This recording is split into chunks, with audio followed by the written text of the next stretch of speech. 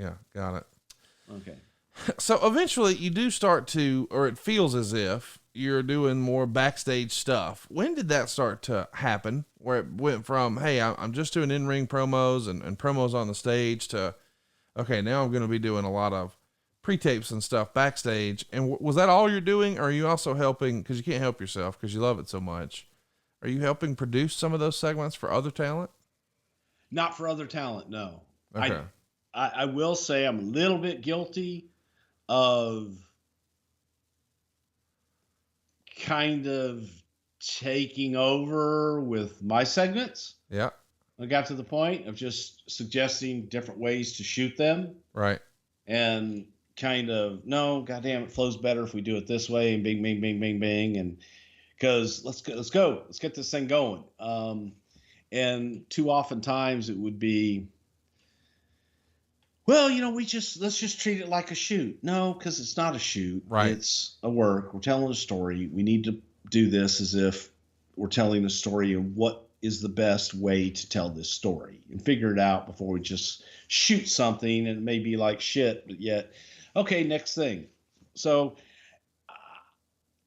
probably midway through, I kind of doing stuff backstage, I may have taken over a little bit my stuff. I never did anybody else's stuff. Creatively, what had your fingerprints on it outside of your segments? Anything at all?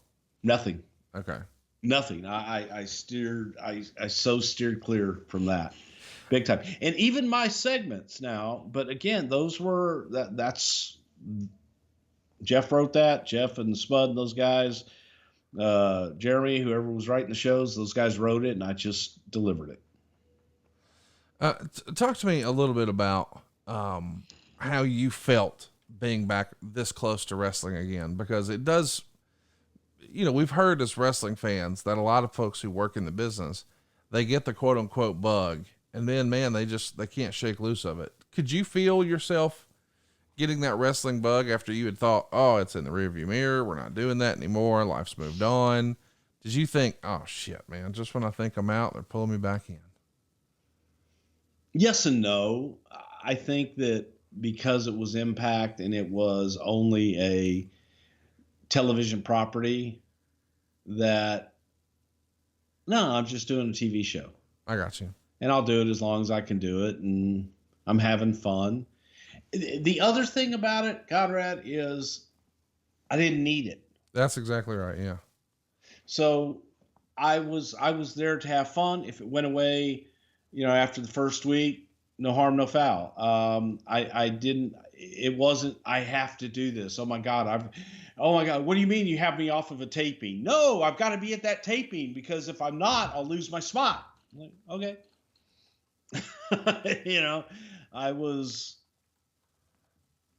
It wasn't life or death for me. So talk to me about that healthy approach. I mean, once upon a time, you've told the story before, way, way a long time ago, that you got to a point where you were just like kind of done with wrestling, right? And you threw your Brother Love outfit off a bridge into the water and like, Galveston Bay, I'm done with this.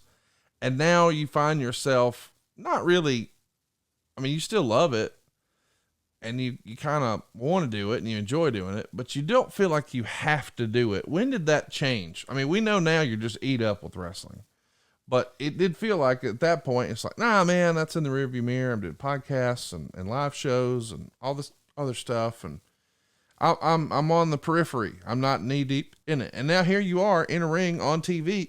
It does feel like you've got to train your brain. Okay, we're going to do this, but it's almost like you had a bad breakup and you're going to try to get back together. And you're like, all right, well, we're not going to do it like we did last time. And you can't leave a toothbrush here, whatever it is. Right. Yeah. And I looked at it as, hey man, I'm going to go on vacation for a few days every couple of weeks. Right. And just go have some fun. So that was the mindset. And that's a healthy approach, because eventually, well, Jim Cornette shows up, and it's written here in late August. Jim Cornette was among the many newcomers at the tapings this week. Cornette did a TV appearance on the live show, seemingly as the new authority figure, replacing Bruce Prichard. they did an in-ring thing where Prichard announced that Alberto was suspended and voluntarily gave up the title, and that they were giving the title to Bobby Lashley, the previous champion. Cornette came out at this point after they'd been teasing a mystery guy was there, and they ended up arguing, and Prichard, who was playing a smarmy heel instead of his prior babyface authority figure role, wanted Cornette kicked out. Cornette then revealed that Anthem had hired him, and they were tired of self-serving people running the company. Cornette announced they were going to decide a new champion in the ring and not just hand somebody the title, and he announced a gauntlet match for the next week's TV. This was taped on 8/17, will air on 8/24, and it came down to Eli Drake beating Eddie Edwards when they were the last two guys. Drake is a great talker, but I don't think he's the guy you want as world champion right now when you're trying to rebuild a company. Cornette then fired Bruce Prichard. Prichard had commitments as they were filming an episode of his podcast in a live location in New York over the weekend, and he'd made the commitment before these dates were announced. The way it was done on TV led me to believe Prichard would come back as a heel feuding with Cornette. The way it was described to us is that Prichard is gone for now, given that he wasn't back at the next tapings and they're not until November. The angle seemed to leave it open that he could return, although one company source said that he was done and another said he was done, at least for now. Prichard came out as an authority figure, saying this past year was good, but next year will be even better. He said Alberto El Patron is no longer champion, saying he voluntarily surrendered the title to concentrate on family and personal interests. Prichard, who after giving his real name kept calling him Mr. Patron, which would be like calling Jerry Lawler Mr. King, announced Lashley as the champion and brought out Cornette, who set up the gauntlet and fired Prichard. So there's the whole story. He's going to tell security to kick Prichard out. Prichard says, "This isn't the last time you're going to see me." Backstage, Prichard and Karen Jarrett were screaming at each other. Karen told him he would never set foot in this place again, but Prichard vowed to return. So I remember this because we definitely had a live show, hashtag sold out, hashtag humble brag, at the Gramercy Theater. 2 sold out shows. Yeah. At the Gramercy Theater, as you call it, because it was SummerSlam weekend. And it was this same time where Ric Flair was in the hospital, and boy, there's just a lot of moving parts here. But I'm saying all this to say, did you think you were just going home for this one taping because, you know, you had to do our show, or did you know, this is probably it, and they're just not wanting to tell me, or I'm done with it, or what was the real deal there? The real deal was, so we would shoot during the week normally, and then they were adjusting their taping schedule to do some weekend shows and do some weekend tapings, and it conflicted with our New York shows. And I kind of looked at, well, here's what we're going to do over the weekend, and here's what I would make for 2 days of TV here, and it was a no-brainer. So I talked to Jeff, and I said, "Hey, look, you know, if you want to write me out, because we're going to be doing more and more of these shows, and the shows are going to be on the weekends. And if you guys are looking to do more tapings on the weekends, there's potential for more conflict. These I definitely and I let him know. God, I let him know in like June or whatever the hell it was that I can't make those dates, and do what you need to do." So Jeff said, "Oh, hey, no problem. No, we're not gonna, this is a kind of a one-off thing, and we'll get our schedule laid out, and we'll have, we may have some, and we can work around that. If it conflicts with your schedule, we can pre-tape stuff with you, blah, blah, blah." And, out of that, the idea came up for that interim, because we shot it felt like we shot like 5 days or something. It felt like in a row to get to this point to where we were going to get to whatever their October pay-per-view was. And I was like, "Hey, just write me off TV."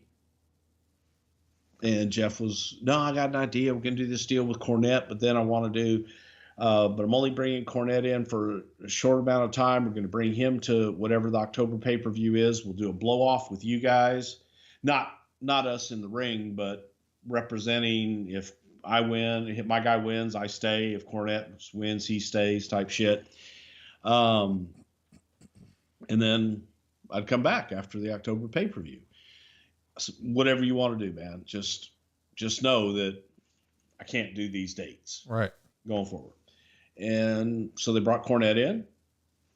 They laid all this out to us. I'm like, hey, great, perfect, yeah, fire me. And then the whole reason we did the Karen thing on the out was that after I came back in October, the suggestion was, okay, that Cornette was just short term, and I would do this deal with Karen and have a issue with Karen going forward.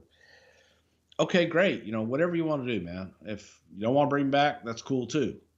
So we did all of that, had fun in the ring with Corny. That was a good segment. Shit. Then I did the shot with Karen right after. The funny thing is people thought that the deal I did with Karen was a shoot. right I'm like, looking around going, what? Oh, yeah. Okay. Yeah, no, because it was because I came right out and Karen was in my face and they didn't have the cameras ready. So we just kept going. And so because there weren't cameras there initially, that they thought, oh my God, Bruce and Karen are going at it. And I left. We did our thing and went back to the hotel, thanked everybody, and see you on down the road. So when I left that night, in my head, I'm like, if they're going to be doing weekend shows, we're not going to be able to do that because the podcast and those live shows are really starting to take off. yeah And when you compare what we were doing off of the live shows in comparison to doing the TV tapings, it was like, yeah. It was a money choice at that point. So Bruce, as we're winding this thing down, were you supposed to come back? Do you know if you were ever contacted about coming back? I think the next big thing we saw you do is you popped up, I guess in March of the following year, as a producer for MLW and got to work with a lot of great talent. Folks that you're still working with today, like Matt Riddle was there and a whole host of others. But was there ever an idea for you to return to Impact here? Well, the idea was just what Jeff had laid out, with Cornette and I culminating with, we would each have, I think I was going to go with Bobby Lashley and Cornette would go with somebody else. But, obviously never panned out. And then all the stuff with Jeff happened, I guess, in Mexico, where I think Jeff had an incident and Jeff was suspended or something like that from the company for a while. And in the interim, we're doing our own thing. You and I were. Right. So I'm sitting there one day and Cornette called me and Corny says, hey, so I guess we're done. So what do you mean? He goes, I guess we're done with Impact. I don't know if he spoke to Dutch or he spoke to someone who told him that everything that Jeff had was going away. Any deals that Jeff had made were going away and that they weren't going to bring Cornette or me back for the October pay-per-view. And Karen was gone and Jeff was gone and all this other stuff. So I'm like, okay. It was like, it really didn't bother me. It was kind of a blessing. So I called Jeff and Jeff was like, no, that's bullshit, man. No, fuck it, man. I told me what happened, his version of what happened in Mexico, and said, no, man, I'm just taking some time away. I'm going to get my shit straight. But the creative is creative, man. We're doing all of that stuff. I said, well, Jeff, I'm fine with it. If it's I'll call, God, what's the guy's name? Ed DeLange or something like that. Oh, Ed Nordholm? Ed Nordholm. Yeah. Is that his name? Yeah, that's right. I called that guy. And that was your first conversation with him? No, I'd met him plenty of times. Okay. I mean, he would come to the tapings, so I knew Ed. Okay. But I called him and I said, hey, look, I'm reading the stuff about, what happened with Jeff. I got a phone call from Jim Cornette an hour or so ago telling me that he was informed that he's done and that I'm done. But I didn't get any phone call from you guys. And I called Jeff because that's my contact there. And Jeff, I guess, is suspended. So I'm calling you. What's the deal? And he kind of hemmed and hawed me and talked where basically he wouldn't say, no, we don't need you, or you're done, or anything like that. And I said, Jeff, it's okay. Right. If you guys don't need me, that's cool. Just send me my release, and we can part friends today. And if you ever need something down the road, let me know. And he was like, okay. And within a minute, if that, I'm still talking to him on the phone, I got the release. Wow. From Bob Ryder, and looked at it, signed it, and scanned it while I was still on the phone with Ed, and scanned it and sent it back to him. And I said, hey, you've got my release. It's signed. Thank you. I wish you guys the best of luck, and see you on down the road. Man, that was it. That's a fun story. And I'm glad that you got to have fun. And this was really your first foray. And I know that, maybe it didn't go exactly as planned, but you had some fun. You had some highlights. Were there any lowlights? There wasn't. And I don't know if it went as planned because I didn't have a plan. I don't know necessarily that they had a plan really either, but I didn't. I was just, for the first time in my life, going with the flow. And for the first time in my life, I was able to go on a bike ride every single day at noon. I was able to be in my pool 6 days a week and do a podcast. And then once a month, go out on the road and perform in front of a live audience. So I was having fun. I was having fun, and it was not a lot of pressure. I mean, I put pressure on myself for all those live events, but it was an opportunity to do something I enjoy doing and have fun with it, with some fun people that were trying to make it in the business that I loved. And it got you going again in wrestling. It was your first foray back. You had some fun with Impact, working behind the scenes or on camera. And then you had some fun behind the scenes with MLW, and now you're back home, baby. We got a lot of questions here. I don't think we'll get to them all. Let's do a few here. Slick wants to know, who was the driving force to bring you back to Impact? Did you have faith in the GFW rebranding? Didn't have faith in the GFW rebranding because I didn't know about it until midway. But Jeff was the one that made the call, and Jeff was the one that brought me back. Hey, by the way, speaking of bringing you back, I want to go ahead and give a shout out to Z-Biotics. And you and I have both experienced the wonders of Z-Biotics. I see you holding it up to the camera there. You've got some now. We've all got more than one wedding to go to this season. And despite all the champagne that we'll be drinking, we're actually looking forward to brunch the next day because we'll have Z-Biotics with us. You see, the reality is, well, when I drink alcohol, I don't bounce back the next day like I used to. So a lot of the time I'd be the only person in the group not drinking, or I'd just end up skipping some plans with friends altogether. And that is until we found out about Z-Biotics. This has been a game changer, folks, for Bruce and I. Z-Biotics pre-alcohol probiotic is the world's first genetically engineered probiotic. It was invented by PhD scientists to tackle rough mornings after drinking. And here's how it works. When you drink, alcohol gets converted into a toxic byproduct in the gut. It's this byproduct, not dehydration, that's to blame for your rough feeling the next day. Z-Biotics produces an enzyme to break this byproduct down. It's designed to work like your liver, but in your gut where you need it most. Just remember to drink Z-Biotics before drinking alcohol. Of course, drink responsibly, and get a good night's sleep to feel your best tomorrow. And I got to admit, the first time I tried Z-Biotics was, I don't know, maybe 6 weeks ago. And I had been good and hadn't drank in a long time. And I thought, man, if we're really going to go hang out with our pals and hoot and holler, maybe I should go ahead and do this. And I did exactly as instructed. I drank a bottle of Z-Biotics before any alcohol, and I was honestly amazed at how good I felt the next day. This is just science, folks. I mean, really think about that. We're going to have this enzyme break the byproduct down. Nobody else is doing this. I've never heard of it. Listen, every time I have Z-Biotics before drinking, it makes such a difference the next day. And listen, if you're like Bruce and I, man, we're busier than ever. We can't afford to miss a day. We got to be at our best, especially first thing in the morning, and for that matter, late at night.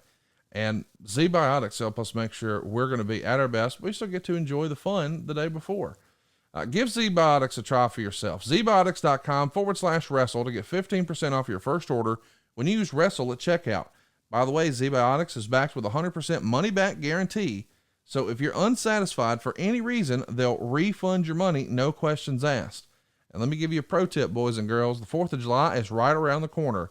So order a pack of Z-Biotics for you and your friends today to make sure you get it in time. Remember to head to ZBiotics.com/wrestle and use the code WRESTLE at checkout for 15% off. And we thank Z-Biotics for sponsoring today's episode.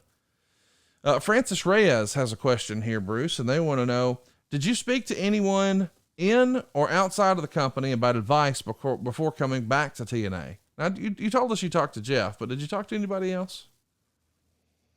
No. So you no, felt just you.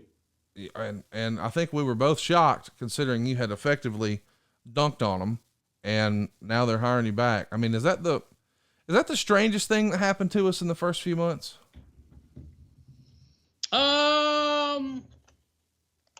Yeah, maybe. I think that definitely ranked up there. It ranked up there. I don't know why, but that tickles me. Mr. William wants to know, what do you think led to Corny being so hard on you recently? I don't know.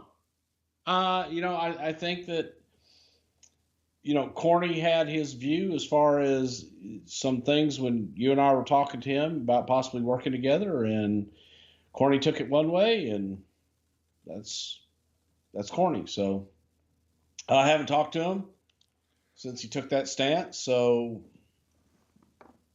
you'd have to ask him that. JS Cleveland wants to know, how many working bears could Bruce fit into those wide leg jeans? Okay. They're called loose fit.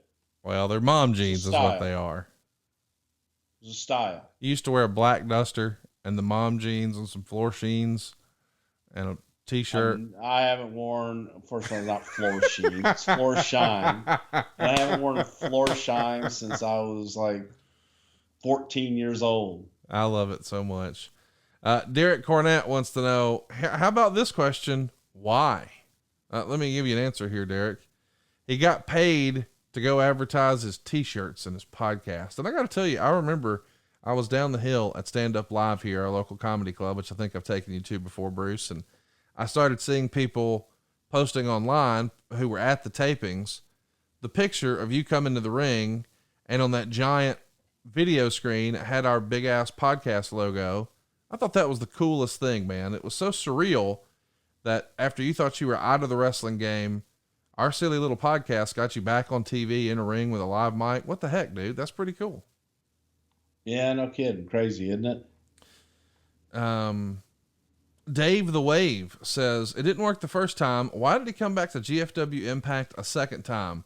Did you feel like there was more fun to be had there, or was this simply a payday? I mean, did you think this is a good opportunity to get my foot back in the door, or in hindsight, why do you think you jumped at the chance to do this? I didn't jump. I was weighing two different potential offers and really only got one. And I thought about it and looked at ways to promote and grow our audience on the podcast. So it was an opportunity to do a lot of different things, out of it. So it wasn't just, I want to go back to Orlando every other week or whatever it was. But I wanted some frequent flyer miles. I made some decent money and got exposure. Roll title on that, man. WrestleManiac wants to know, what talents were there in TNA in 2017 that really stuck out to Bruce as having it? Yeah, I liked EC3. I liked Eli Drake. Yeah, I'm sure there were others, but just escapes from my memory at this point. The Nason says Impact was clearly trying to get some of that STW dust sprinkled on them during this run. So why didn't Bruce get Conrad a run in a Payday? Conrad wouldn't have needed to come out of a box to be over with that crowd. You wouldn't do it. Correct. I'm just a fan. Right. What'd you say? Nothing. Okay. Danny D. Hair looks nice. Don't you use my own shit on me. I'll use your own shit. You're going to fucking give me that goddamn bullshit. You motherfucker, you. Gavin wants to know, was the gut check segment the first time you had ever worked with WWE official Adam Pearce? I don't think you were doing gut checks here, but it is an old school. I wasn't doing gut checks here, but yes, it was when I did do the gut check with him, and I wanted to actually bring Adam on as a producer. Ben Ledbetter says, Bruce, I find you highly entertaining, and I know you're in your wheelhouse working behind the curtain, but do you think we'll ever see you on screen again? # never say never. Well, just keep watching A&E, and I feel like I'm the only one they ever asked the same damn questions to. But anyway, yeah. Lopez wants to know, has there ever been a job where you were relieved to be fired from? No. Michael, and again, I never really was fired. It was like, hey, you don't have anything for me. I got other stuff going on. Good luck to you, and move on. This was an amicable deal, man. There was no hard feelings. Yeah, it just came down to a money deal. You know, we talked about, you and I talked about in real life what the money was, but I know you don't talk about money, but you made a 8 or 9 or 10x multiple when we did a live show.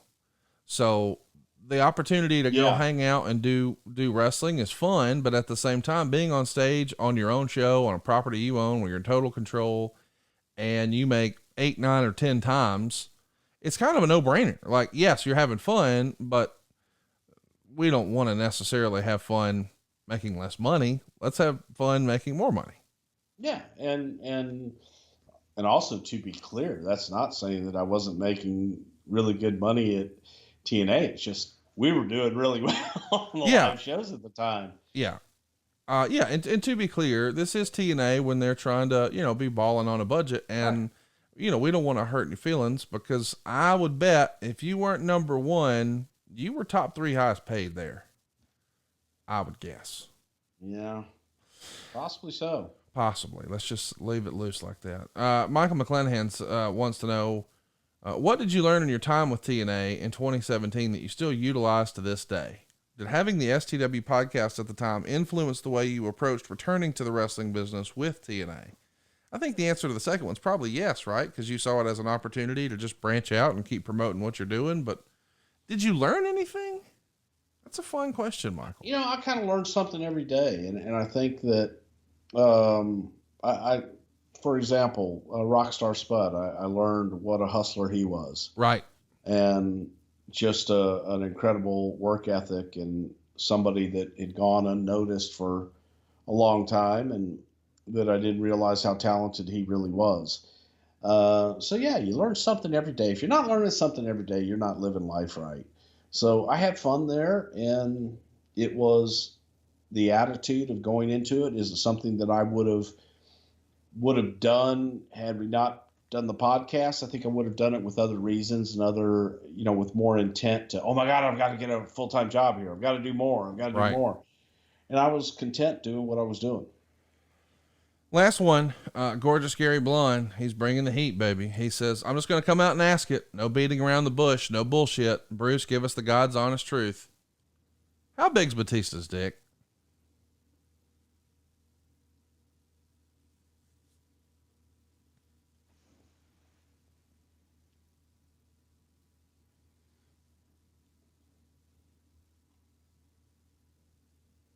Still thinking about it?